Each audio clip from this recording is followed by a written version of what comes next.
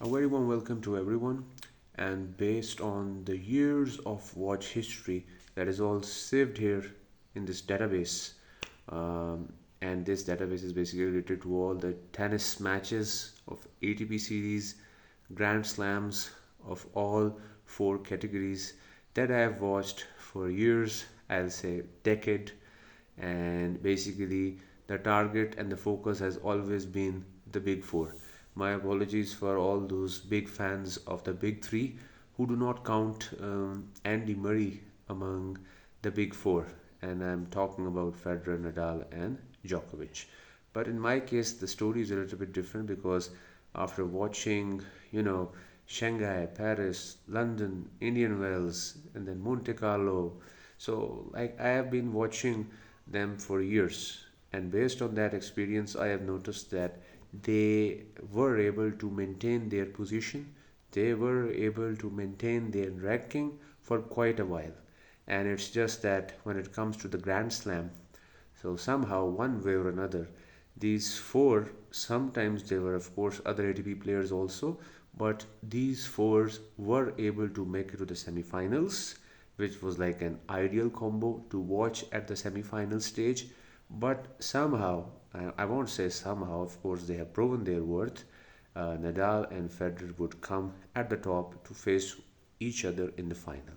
And gradually, with the passage of time after 2010, we were able to see the dominance of Djokovic, also the way he started to beat the other two to get at the top and started winning more and more Grand Slams.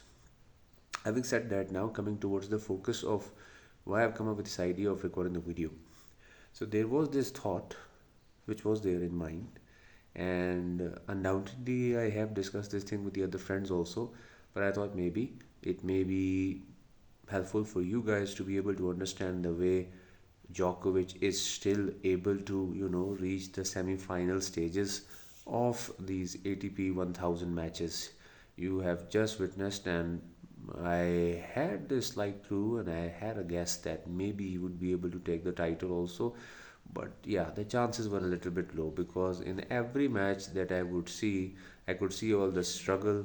I could see, the grunting and the sounds that were coming out of his mouth with all the running from side to side whenever he would come to the net. He would approach the backside, the baseline, then he would move from side to side. He was playing volleys, drop shots, and everything, just trying to return the ball back. And you would have noticed it also that when the rally would start getting longer, he would start, lobbing the ball, placing it all high towards the opponent. So this was giving him time to be able to, get back to his strong position. That is, of course, the center of the baseline, and that is how he was able to win and qualify till this stage of the semi-final. And yeah, at this stage, he has faced an opponent who was really hungry for the title. We could see the anger in this player.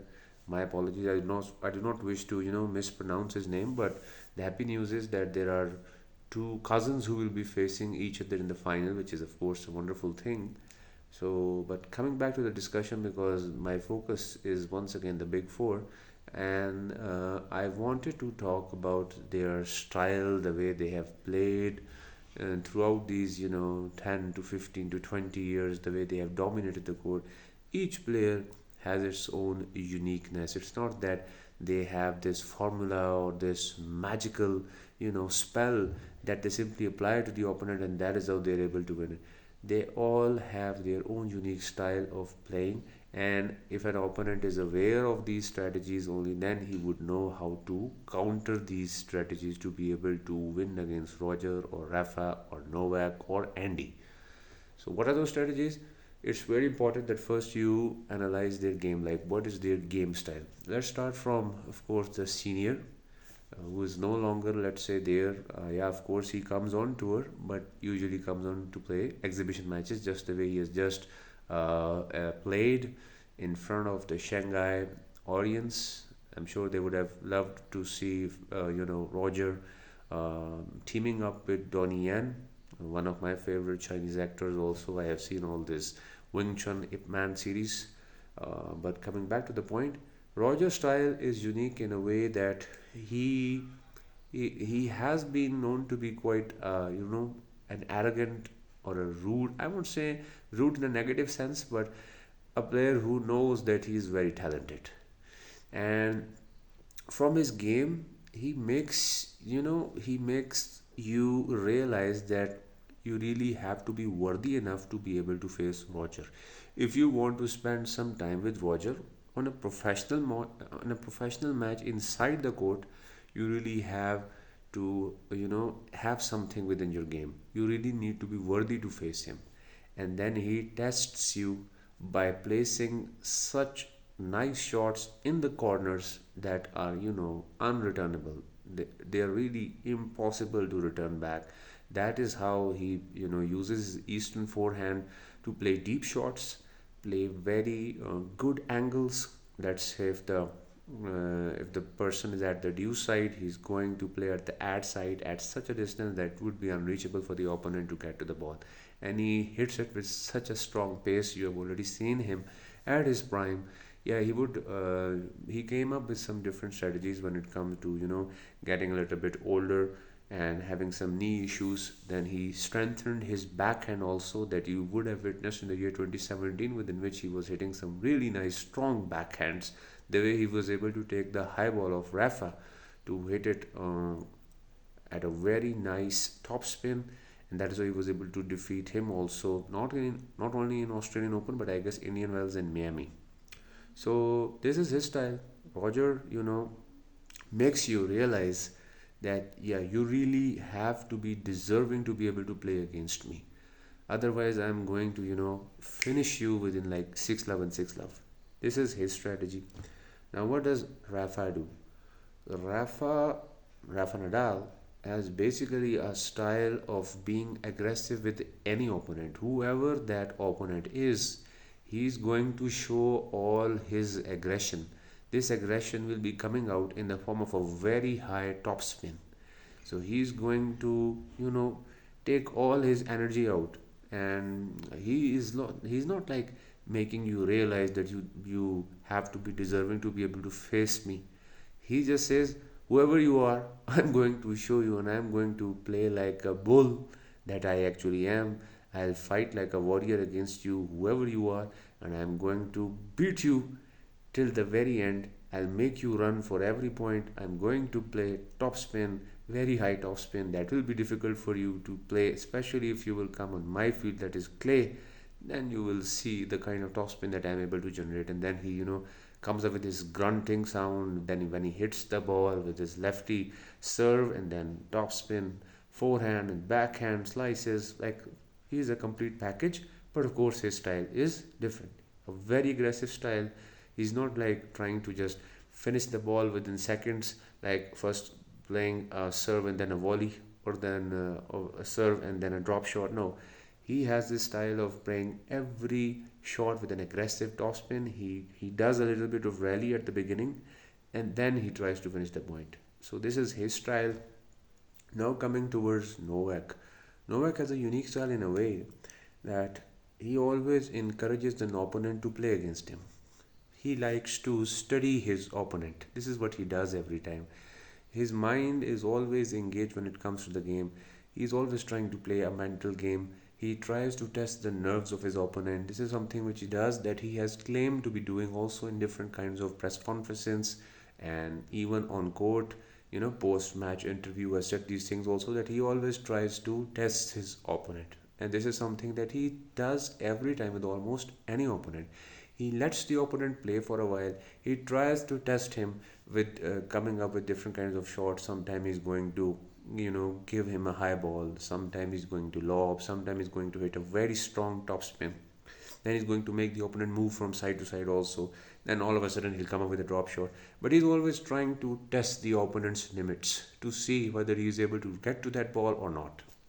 And then once he has studied everything, so then of course he has his way of winning the points and winning the set and the match also. And then he gives some sort of a feedback also to his opponent by greeting him in a very nice way. That is a good gesture from his side.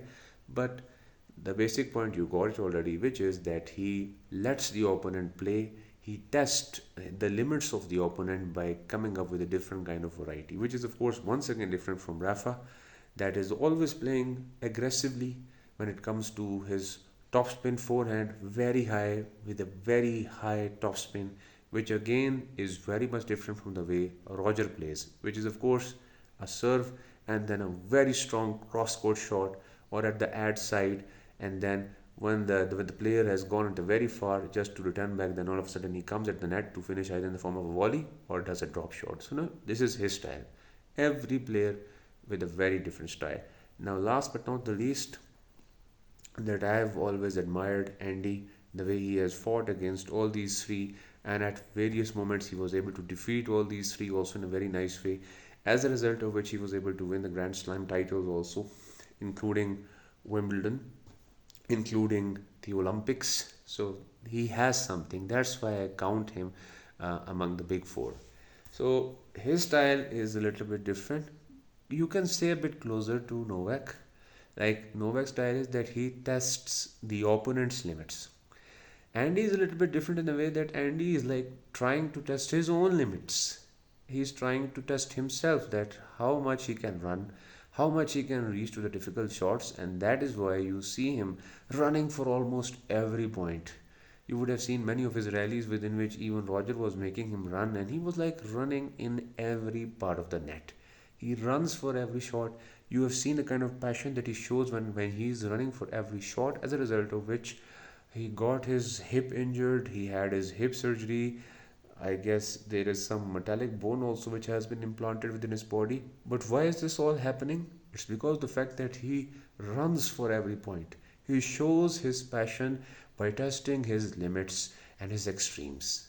And so, are you able to get the point that I have just mentioned?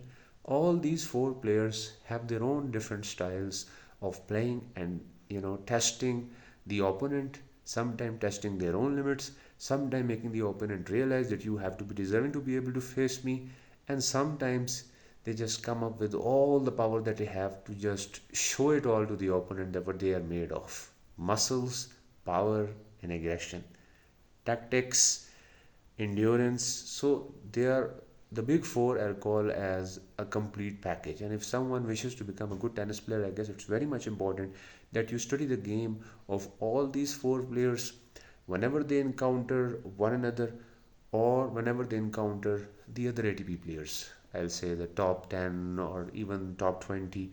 So you will see the manner in which they play against one another and the way they against the others. So they come up with tactics, but the overall pattern is the same that I've told you, and it's based on this years of watching history that is all saved here.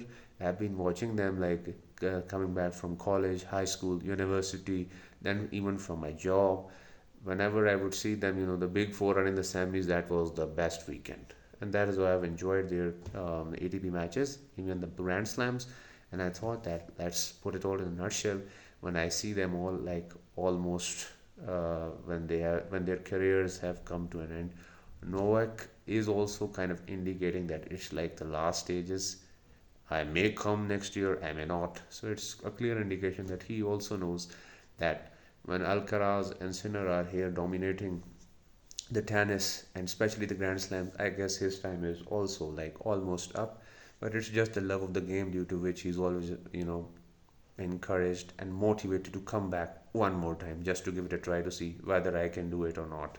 But this is the overall story. I hope you like it. If you differ, if you have a difference of opinion, if you think that there is something that I've missed, of course you can point it out. I'll be very much humbled, and I'll respect your experience and opinion that you share in the form of comments also. But that is all I wanted to share with you. Thank you for watching the video till the very end.